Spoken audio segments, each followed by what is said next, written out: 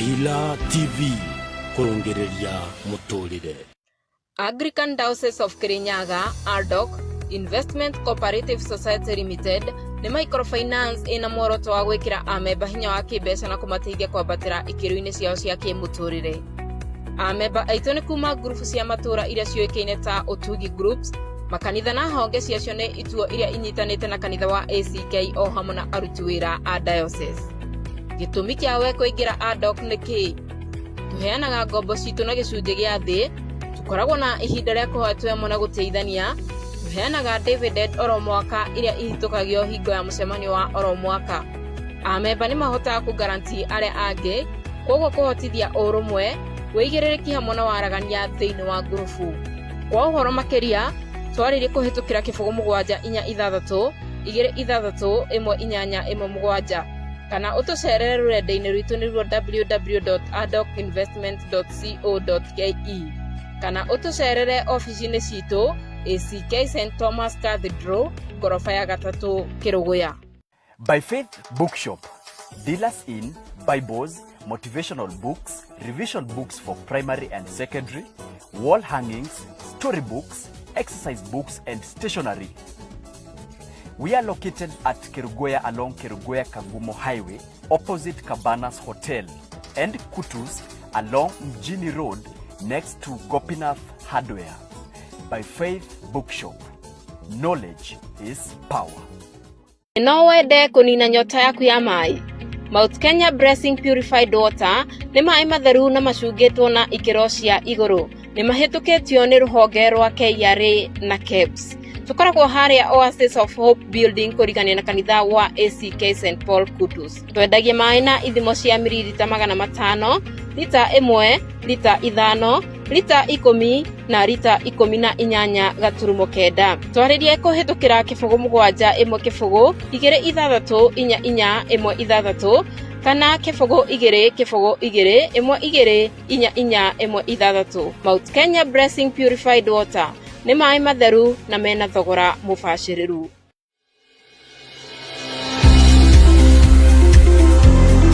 Pillar TV is a 24-hour station that provides captivating programs, incisive news on local and national happenings, in-depth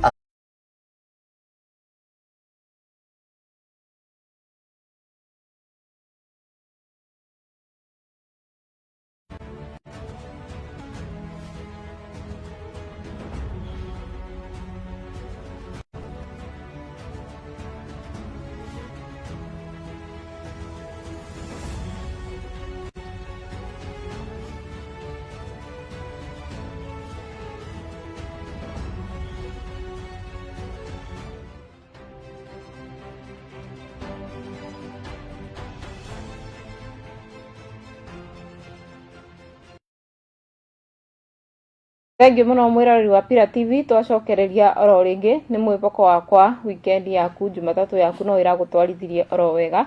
Ni twacokereria niketha tukorwo tukimulika ngatheti thiini wa gikabu gitu getwo Njoki wa Murage na guku ni gwa Pillar TV. Karatathi-ini ka mbere ka ngatheti ya The Daily Nation karakiuria where is Njagi. Mundu egwitwo Bob Njagi ni akorirwo akiaga kuonekana thutha wa gukorwo mathiete thiini wa kindu gigwitwo barabara riria makorirwo mathiete kunyita baru umwe wa muburaniri kana mundu wa mung'ethaniro kure mwena wa Uganda mebe mwana mundu egwitwo koligi wake egwitwo Nicholas Oyo. Na riu ngatheti gakiuria where is Bob Njagi makiri na Nicholas Oyo ni karatathi-ini ka namba 4 ka ngatheti. Karatathi-ini oro kau karatathi-ini ka namba 10 gakiuga marriage not a 50-50 asset affair, top court rules. Ni watho urakorirwo ugituo ni igoti wakuga mwabikania na mundu mutigakoragwo mukigayana kiganano. Karatathi-ini ka namba oro yo ka ngatheti ka mbere maundu maria gekireirio ritu ni karakiuga why faith threw in the towel. Ni karatathi-ini ka namba 6 gakiaritie uhoro wigie LSK na mundu egwitwo Faith Odhiambo uria arakiri appointed thiini wa committee na niki kiratumire akorwo agitiga wira kana ku resign.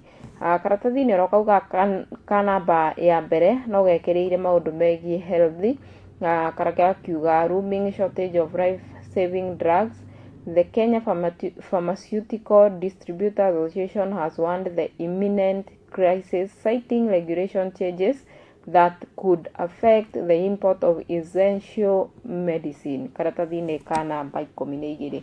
Nako karatathi-inĩ ka namba 23 gakĩaria ũhoro wĩgiĩ politics na karakiuga why Moi picked Uhuru over Raila, Mudavadi, Kalonzo and Saitoti. In his book At the Ready, former Minister Masinde Mondoka wrote about his front row seat in the 202 Moi succession intrigue. Nĩ karatathi-inĩ ka namba 2 na karatathi-inĩ oro kau ka mbere maũndũ gekĩrĩire ũritũ nĩ ũhoro wĩgiĩ trade na gakiuga andũ arĩa mathondekaga watho nĩmo metagwo ma MP set condition for sale of Kenya Pipeline.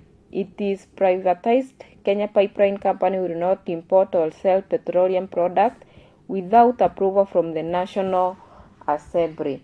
Karatathi-inĩ ka namba 2 nĩ toguo twakĩona rũgano rũrĩa rũkĩandĩkĩtwo thĩinĩ wa ibuku rĩmwe rĩrĩa rĩakĩandĩkirwo nĩ mũndũ aretwo Masinde Mondoka na akĩandĩka ũhoro wa kĩrĩa gĩatũmire mũndũ egwĩtwo the former president and the late Daniel Toroitich arap Moi akorwo akĩthura mũndũ egwĩtwo Uhuru na akĩaga kũthura mũndũ egwĩtwo Raila, Mudavadi o ũndũ ũmwe na Kalonzo na Saitoti. Thĩinĩ wa rũgano rũrũ na rũrĩa rũkĩandĩkĩtwo mũthenya wa ũmũthĩ nĩ rũragĩtarĩria itũmi iria ciatũmire mũndũ egwĩtwo Moi akorwo agĩcagũra mũndũ egwĩtwo Uhuru arĩ mũrirũkia wa kĩama gĩa KANU kana tarĩ we mũrirũkia wa kĩama gĩa KANU hĩndĩ ĩyo. Nĩ rũgano rũkĩandĩkĩtwo karatathi-inĩ kau ka namba 2 nginyagia namba 3 na gakiuga arĩ in his inauguration speech mwaka-inĩ wa 1997 thĩinĩ wa general election, mũndũ egwĩtwo Moi nĩ amenyete atĩ ndagakorwo akĩrũgama thĩinĩ wa gĩturwa gĩa president rĩngĩ gũgĩkinyanĩria December ya tarĩki 26 mwaka-inĩ wa 1999 na agĩkorwo akĩanĩrĩra ũrĩa agakorwo akĩrirũkia bendera ya kĩama gĩa KANU nĩ mũndũ egwĩtwo mũriũ wa the former president kana president wa mbere Kenyatta egwĩtwo Uhuru Kenyatta. Ngathĩti ĩno no ĩthiĩte na mbere na kwandĩka maũndũ marĩa makorirwo magĩcangĩra ũhoro wa itua rĩake rĩa gũkorwo akĩendekithĩrĩria mũndũ egwĩtwo Uhuru wa Kenyatta akorwo akĩrirũkia bendera. Na mbica ĩyo ĩkĩrĩtwo bau nĩ ya mũthenya ũcio rĩrĩa acagũrirwo ta vice chair wa kĩama gĩa KANU akĩarĩria andũ arĩa magĩtĩtwo mũthenya ũcio na akĩmonia na ishara ya kidole ĩrĩa yakĩrĩ signature yao ũhoro wĩgiĩ kĩama gĩa KANU. Rũgano rũrũ rũgakĩthiĩ na mbere karatathi-inĩ ka namba 2 na namba 3 na Raila nĩ akorirwo akĩaga kũthurwo na thĩinĩ wa quote mũndũ egwĩtwo Daniel arap Moi akiuga Raila, I don't trust him yet. Saitoti, I can't tell if he's a Masai or a Kikuyu. Kalonzo, not ready. Mudavadi, you heard what Joseph Kamotho said, that lawyers are cooks and watchmen. Kũringana na ũrĩa mũndũ egwĩtwo Daniel Toroitich arap Moi akiugire.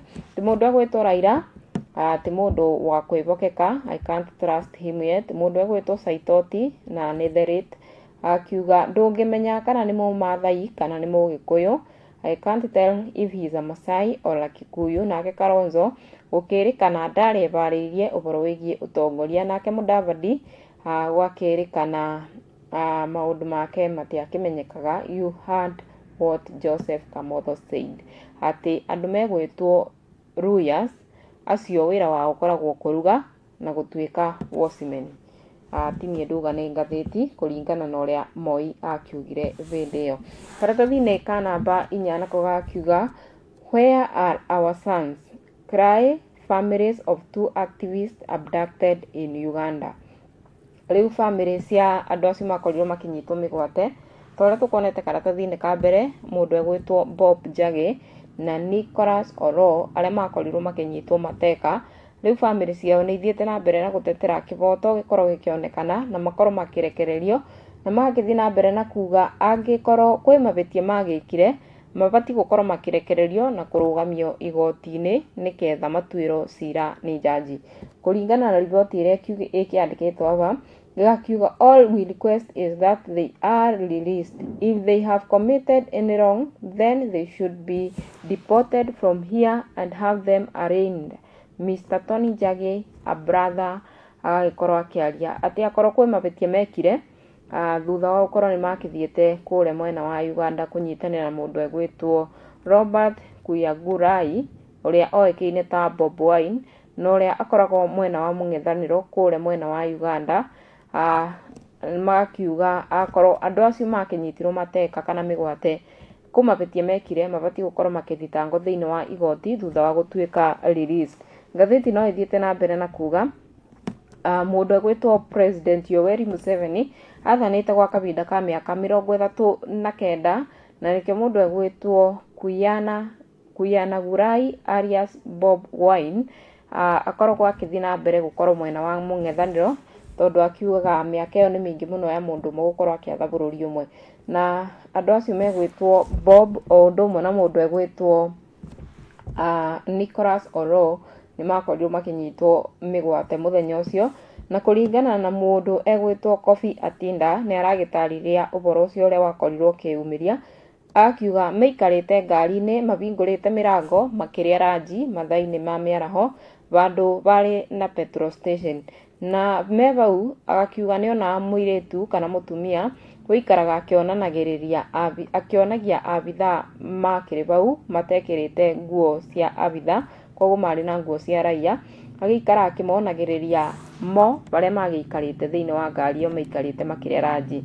Na akĩthiĩ na mbere na gũtarĩria mũndũ egwĩtwo Kofi Atinda atĩ nĩ gwokire ngari yokire nĩ ihenya mũno ĩkĩoya acio erĩ mũndũ egwĩtwo Bob Njagi na Nicholas Oroo na ĩgĩkorwo ĩkĩthiĩ namo, na onake nĩ akorirwo agĩikio no akĩingĩrio ngari-inĩ agĩcoka akĩrekererio na akĩrwo acoke na ihenya mũno akorwo akĩbinga mĩrango ya ngari ĩyo gũtigĩtwo ĩ mĩbingũre. Agĩtarĩria ũguo nĩguo gwakĩthire na kumania mũthenya ũcio na thaa icio mationekanire rĩngĩ nginyagia mũthenya wa ũmũthĩ matikĩmenyekete kũrĩa makoretwo. Akiuga there was a lady there who kept pointing at me informing the officers that I was with them. I was bundled into the van, but the moment before it left they asked me to get back and close the car doors. That is how they left me there, he explained. Ũcio nĩ mũndũ egwĩtwo Kofi Atinda agĩtarĩria ũrĩa akorirwo akĩrekererio na gũkorwo akĩaga gũtuĩka abducted. Rĩu family ciao no irakĩthiĩ na mbere na kuga no ikũthiĩ na mbere na kũbũranĩra kĩboto kĩao nginya rĩrĩa makarekererio, na mugĩte nĩ mebarĩirie gũgakorwo makĩrũrũngana mũthenya wa aramithi Thursday thĩinĩ wa embassy ciothe cia kũndũ gũgwĩtwo embassy ciothe iria ikĩrĩ thĩinĩ wa globe cikonainie na ũhoro wa embassy ya Uganda, na magakiuga magagĩka mũrũrũngano ũcio makiuga nĩketha mũndũ egwĩtwo Bob Njagi na Nicholas Oroo makorwo makĩrekererio o ta ũrĩa magĩkoretwo makiuga. Karatathi-inĩ ka namba ĩyo ĩngĩ ĩrũmĩrĩire ithano gakiuga Kang'ata blueprint for wooing investors. Mũndũ egwĩtwo Irũngũ Kang'ata na ũrĩa nĩ gavana wa kũndũ gũgwĩtwo Mũrang'a nĩ athiĩte na mbere na kuha arĩa makoragwo makĩigithia kana investor metĩkĩre kũigithia kũrĩa mwena wa Mũrang'a, na gakiuga to andũ magĩikaro kĩu nĩ nginyagia andũ makuma nja wa bũrũri. Akiuga marĩkia gwĩka ũguo nĩ megũkorwo makĩthondeka mĩeke ya mawĩra kũrĩ mbeũ njĩthĩ na makorwo makĩthondeka economy ya kũndũ gũgwĩtwo Mũrang'a. Akiuga we encourage investors to take advantage of the incentive and establish manufacturing industry and businesses. This will create job for our youth, Governor Kang'ata said.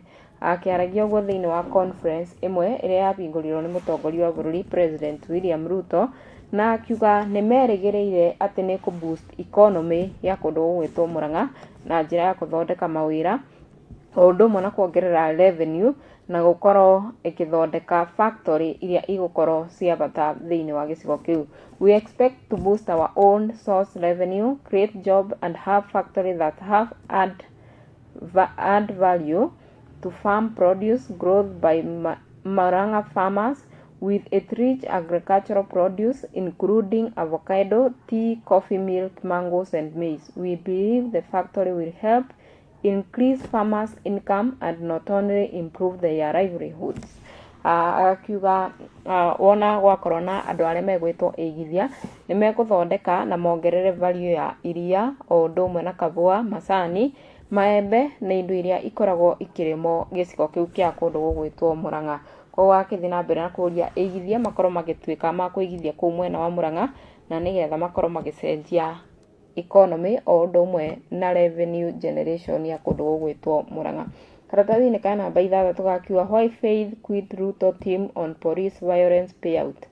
Nĩ rũgano rũgĩkĩrĩirwo mũno makĩria karatathi-inĩ ka mbere, na nĩrĩa rũrakiuga nĩkĩĩ kĩratũmire LSK boss na ũrĩa akoragwo thĩinĩ wa panel of expert on compensation of victim of demonstration and public protesters, mũndũ egwĩtwo Faith Odhiambo akorwo akiuga nĩ atiga wĩra. Kũringana na ngathĩti, mũthenya wa ira nĩrĩa arakorirwo akĩanĩrĩra resignation yake kana gũtiga wĩra gwake, na arakiugire nĩ effective from that time, kana ũhoro wake wa gũtiga wĩra ũrambirie kũruta wĩra kuma mathaa macio. Koguo aratigire wĩra mũthenya wa ira, na arakiuga gĩtũmi gĩake nĩ ũhoro wa gũkorwo maũndũ maingĩ matikoretwo makĩrorwo, ona mawatho maingĩ nĩ makoretwo makĩrũgwo. Na ngathĩti gakiuga it is not feasible to achieve the time sensitive milestone I undertook to achieve given that the panel of 120 days tenure has been halted by the court orders, the LSK president said. Atĩ maũndũ marĩa mabatiĩ gũkorwo makĩrorwo thĩinĩ wa thikũ 120 matikoretwo maroretwo na ũhoro wĩgiĩ igoti ũtĩnakorwo ũgĩkinyanĩrio. Na agakĩthiĩ na mbere na kuga while the clock runs down on the panel lifetime, victim continue to reach out to me to total frustration over when their request for audience with the panel will be honored. Na arakĩthire na mbere na kuga a resilient of as the resolve of the Law Society of Kenya has been in uphold of the rule of law throughout Kenya history, especially in the last 2 years. My oath of office demands that I do all it takes to preserve such resilience from any or advisory and directors. Ũguo nĩguo arakiugire, na akiuga ũhoro wake wa kwĩbĩtithio kũringana na ũrĩa akĩbĩtithirio, abatiĩ gũkorwo akĩrũmĩrĩra maũndũ macio mothe na atigĩrĩre nĩ matuĩka ma kũbanĩka. No akiuga tondũ nĩ makoretwo makĩagararwo, kĩu nĩkĩo kĩrakinyanĩirie itua rĩake rĩa kuga nĩ atiga wĩra, tondũ maũndũ maingĩ matikoretwo makĩrorwo, especially hĩndĩ ĩrĩa andũ arĩa makorirwo magĩkua hĩndĩ ya mũrũrũngano matakĩrĩ makinyanĩrio gũtuĩka compensated kana kũrĩhwo marĩhi arĩa makĩrĩ mabati kũrĩhwo thutha wa loss na ikuũ iria ciakĩonekire. Karatathi-inĩ ka namba 7 nako gakiuga Kenya major leader hint at 2027 bid for the presidency. Kĩndũ gĩgwĩtwo youthful politician kana ayuthi mbeũ nini nĩ makĩumĩrĩtie na kuga nĩ magakorwo makĩrũgamia mũndũ ũmwe akorwo akĩbũranĩra gĩturwa gĩa president. Kũringana nao makĩaria mũthenya wa kiumia, ũmwe ũrĩa aragia egwĩtwo Bumula MP Wanami Womboka nĩ akĩhintire kana akĩgeria ta kuga atĩ nĩ gũgakorwo na presidential candidate wa mbeũ njĩthĩ ũrĩa magakorwo makĩng'ethanĩra na president William Ruto, na magakiuga no mekũthiĩ na mbere na kwaria whether nĩ kwega kana ti kwega, whether maũndũ nĩ marathiĩ wega kana matirathiĩ wega, no marĩkoragwo makĩaria. Na magakiuga mabangĩte mũbango wao wa gũgakorwo makĩrũgamia mũndũ egwĩtwo senator wa Nairobi Edwin Sifuna tarĩwe mũrirũkia wa bendera wa kĩthurano kĩu gĩgakorwo kĩa mwaka wa 2027. Magakiuga we speak because we are accountable. When things are going wrong we must speak. As I see Senator Sifuna with the people around us come 2027, we are not afraid of anything.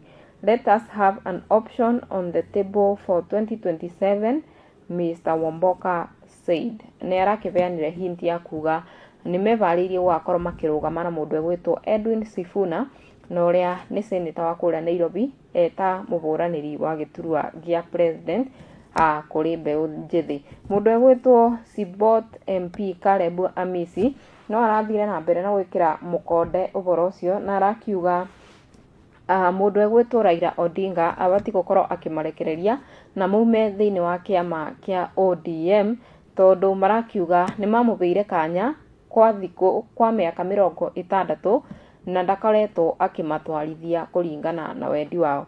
Mũndũ egwĩtwo Caleb Amisi agakiuga, release us Baba to serve our country, we are ready, we have given you for the last 60 years to lead, but you have been unable to stabilize the country, release us, says Mr. Hamisi.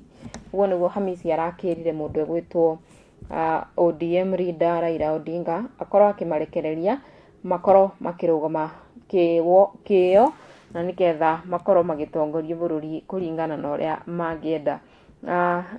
Karatathi-inĩ kau karũmĩrĩire nako, karatathi-inĩ oro kau nĩ karakĩaria ũhoro wĩgiĩ conflict report on Raila Odinga's health fuel speculations. Atĩ kwĩna maũndũ makoretwo makĩumĩria maũndũ matiganĩte makonainie na ũgima wa mwĩrĩ wa mũndũ egwĩtwo Raila Amolo Odinga. Kwĩna arĩa marakiuga nĩ mũrwaru, angĩ magakiuga nĩkuo athiĩte icera thĩinĩ wa nja wa bũrũri, angĩ magakiuga nĩkuo ambĩte gũikara o ũguo akirĩte, koguo gũtikĩrĩ kũramenyekana wega nĩ atĩa kũrathiĩ.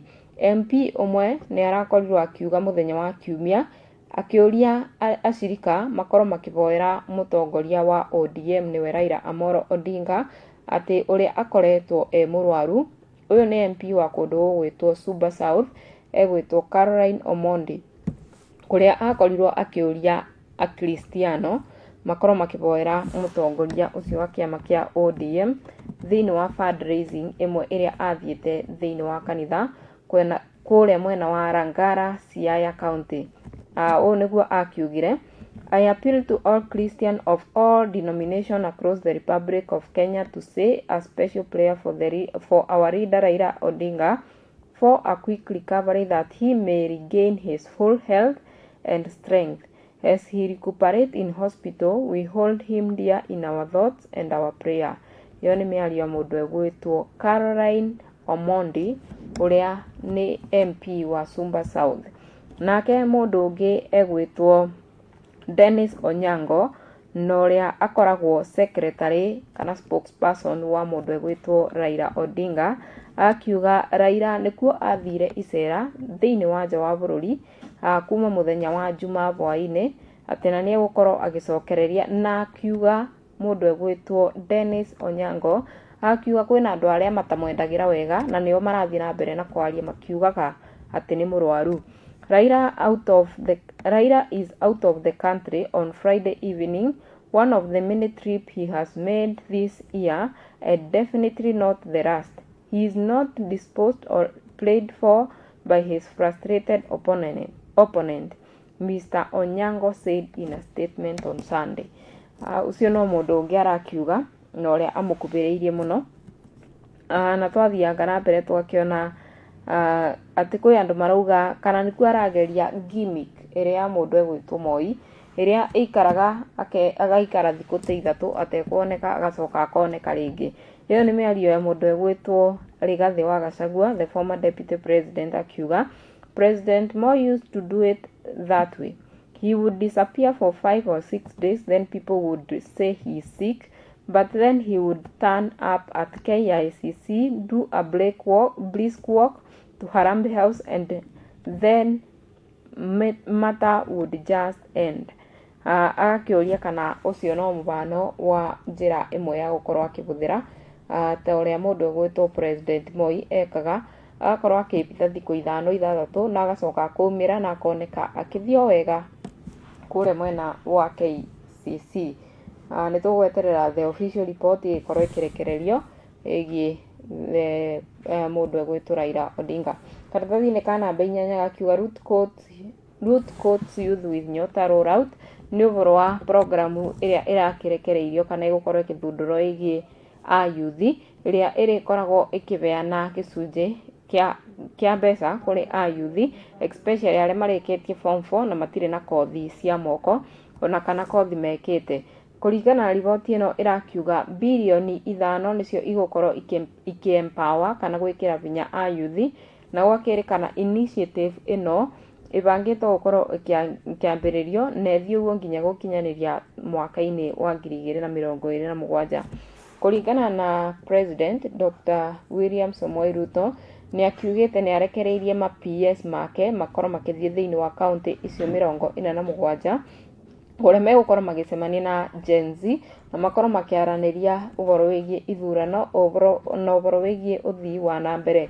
Kũringana na Nyota project ĩno, no kũrerĩkana nĩ gũgũkorwo gũkĩbeanwo 50,000 kũrĩ ayuthi kuma icigo cia Wandi 1,450 thĩinĩ wa bũrũri, na gwakĩrĩkana thĩinĩ wa arĩa megũkorwo makĩbenefit nĩ andũ 70 thĩinĩ wa kĩndũ gĩgwĩtwo beneficiary ĩyo, na gwakĩrĩkana target ĩyo ĩbangĩte gũkinyĩra ayuthi 100,000 arĩa megũkorwo makĩtuĩka beneficiary ma mũbango ũcio.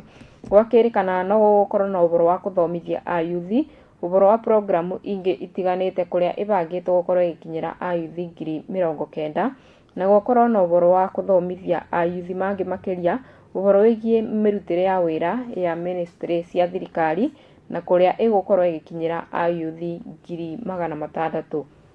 Koguo nĩ mũbango ũgũkorwo wĩ mwega, na gwakĩrĩkana 70 number of beneficiary targeted in each ward for the National Youth Opportunity towards adjustment project. O wadi andũ 70 nĩo megũkorwo magĩkinyĩrwo nĩ mũbango ũcio wa gũgĩtuĩka beneficiary ya kĩndũ gĩgwĩtwo Nyota program.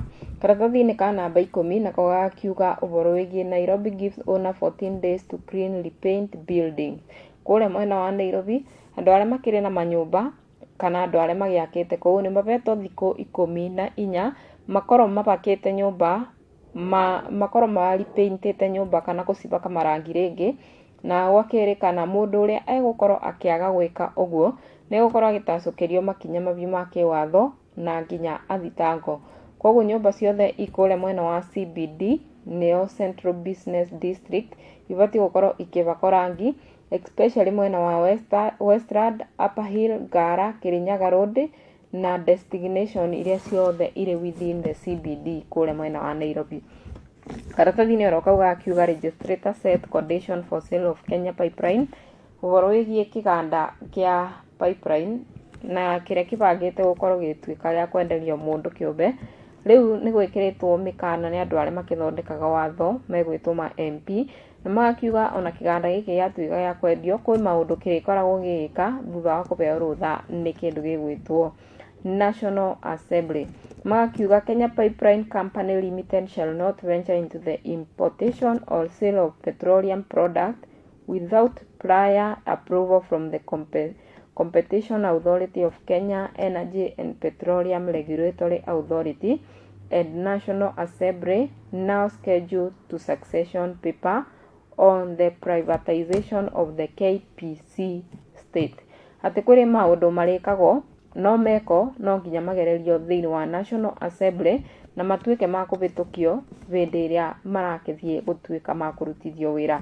Ũhoro wĩgiĩ import na ũhoro wĩgiĩ export ya kĩndũ gĩgwĩtwo petroleum. Macio nĩ maũndũ marĩa makĩandĩkithĩtio na karatathi-inĩ oro kau gakiuga Q working on policy to curb fake degree honorary titles abuse. Nĩ ũhoro wĩgiĩ mathatifiketi ma ngungo kana marĩa matakinyanĩirie ikĩro na kũringana na commission ya kĩndũ gĩgwĩtwo University Education nĩyo Q nĩ ĩrakiuga nĩ ĩkoragwo kana nĩ ĩkoretwo ĩkĩrora document iria irakĩoneka ti halali kana ciama, na especially thĩinĩ wa kĩndũ gĩgwĩtwo theology kana andũ arĩa makoragwo magĩka ũtungatĩri, na kũrerĩkana amwe nĩ makoretwo makĩoya certificate itakĩrĩ ciama na magagĩkorwo makĩthiĩ gũkorwo makĩhũthĩra acirika ũru, na koguo nĩ ũndũ wa development ĩyo rĩu kĩndũ gĩgwĩtwo Q nĩ ĩkĩrĩte njĩra iria ĩgũkorwo ĩkĩrora maũndũ megiĩ certificate icio.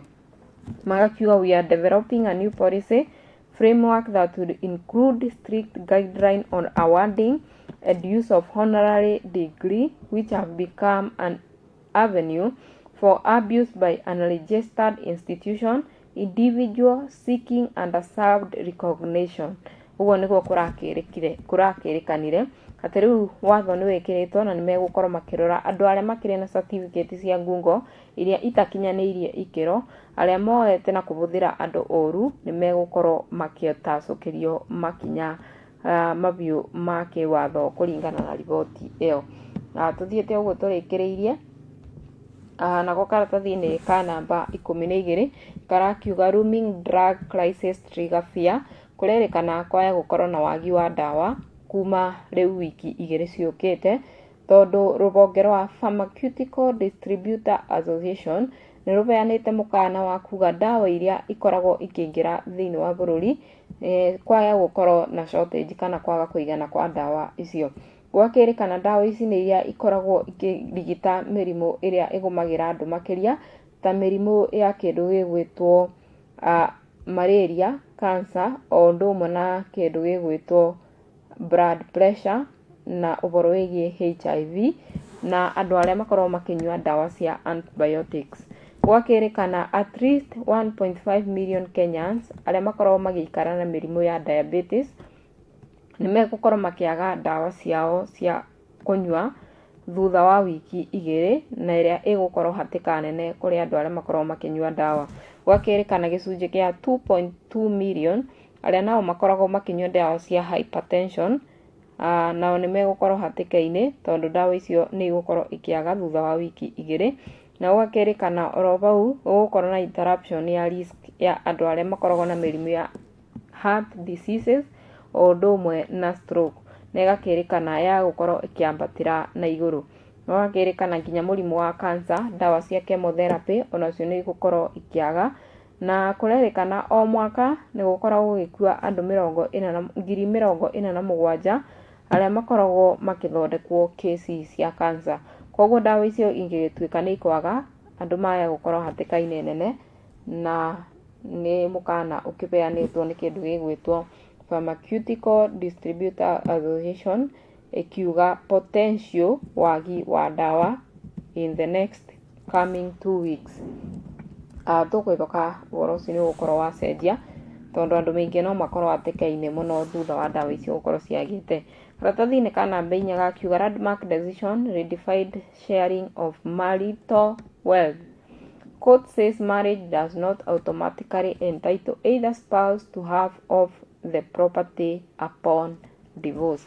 Atĩ igoti nĩ rĩragĩtuire atĩ mũndũ mabikania na mũndũ to nginya indo icio ikagayanagwo 50-50 kana kũiganana. Kũratuĩka rĩu mũndũ arĩkoragwo akĩgaĩrwo kũringana na ũrĩa aretire kana kĩrĩa aretire thĩinĩ wa metha.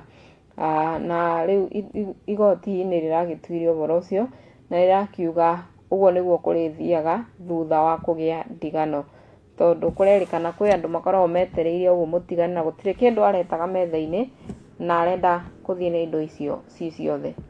Koguo igoti nĩ rĩrakorirwo rĩgĩtua itua rĩu na nĩ rĩambĩtie kũruta wĩra already. Karatathi-inĩ ka namba 19 nĩho tũrakĩona katuni ka mũthenya wa ũmũthĩ, na katuni ka mũthenya wa ũmũthĩ kabana ũguo karakiuga composition panel.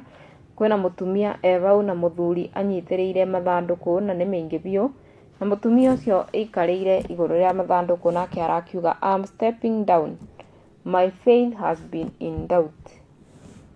Ngona ũcio ta ndĩramamenya, ũmwe ndona nĩ mũndũ andĩkĩtwo LSK egwĩtwo Faith Odhiambo na ũrĩa nĩ president wa LSK arakiuga wĩtĩkio wake nĩ ũramonia atĩ ũhoro ũcio wa kwaga kũiganĩra arakĩrĩ naguo, ũguo nĩguo kũrarĩ, na koguo nĩkĩo kũrakinyanĩire nginya itua rĩake rĩa kuga nĩ egũtiga wĩra, tondũ compensation panel ĩtirakoretwo ĩkĩruta wĩra wayo ta ũrĩa kwagĩrĩire, na akiuga faith yake ĩtiramwĩtĩkĩria gũkorwo agĩtwarana na maũndũ ta macio. Ũguo nĩguo tũgũkorwo tũgĩkinyia mwĩroreri wa Pillar TV, na ngatho cia mwanya we watwarana na ithuĩ mũthenya wa ũmũthĩ. Twakiuga nĩ wega na niĩ ngagĩkwendithĩria mũthenya mũrathime, ũgĩtinde wĩ mũrathime nginyagia mũthenya wa rũciũ, reke twĩrĩgane.